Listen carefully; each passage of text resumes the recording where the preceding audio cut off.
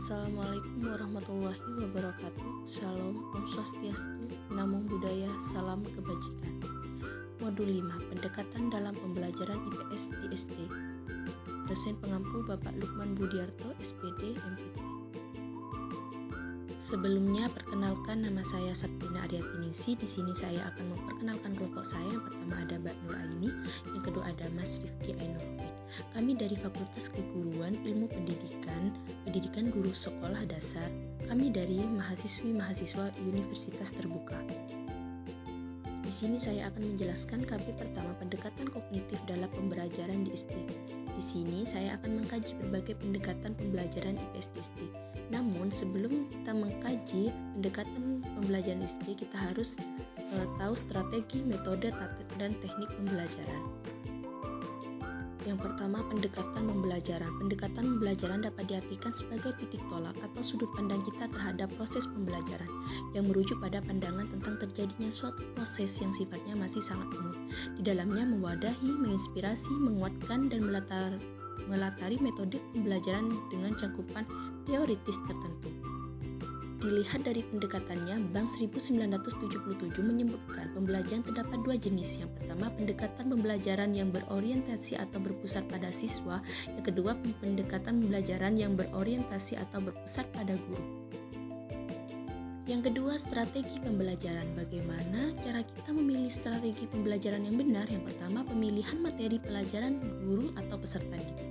Yang kedua, penyajian materi pelajaran atau perorangan atau kelompok atau belajar mandiri. Yang ketiga, cara menyajikan materi pelajaran.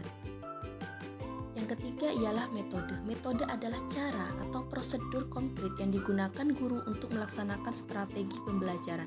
Biasanya dalam pembelajaran IPS, metode yang diterapkan yaitu eksperimen, demonstrasi, diskusi kelompok, atau tanya jawab, tergantung pada tujuan dan karakteristik materi pembelajaran tersebut.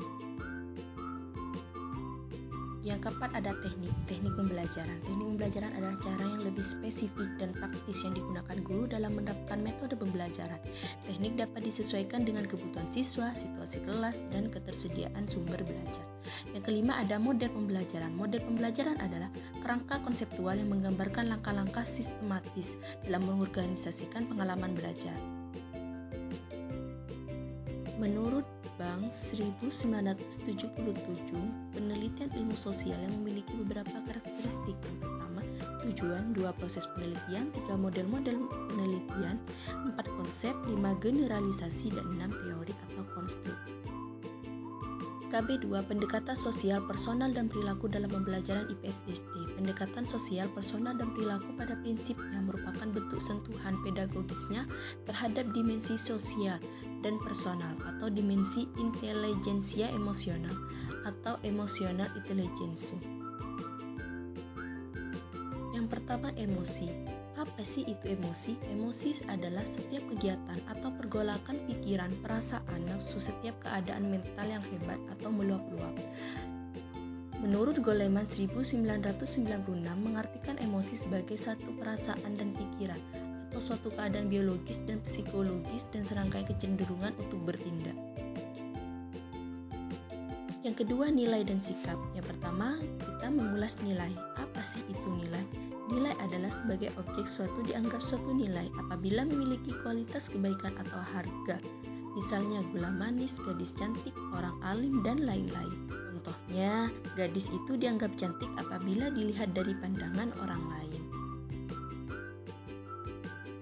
Yang kedua ialah sikap. Apa itu sikap? Sikap adalah suatu kondisi kesiapan mental dan syarat yang terbentuk melalui pengalaman yang memancarkan arah atau pengarah yang dinamis terhadap respon atau tanggapan individu terhadap objek atau situasi yang dihadapi. Yang ketiga ialah perilaku sosial. Perilaku sosial itu juga disering disebut keterampilan sosial atau social skills atau keterampilan studi sosial.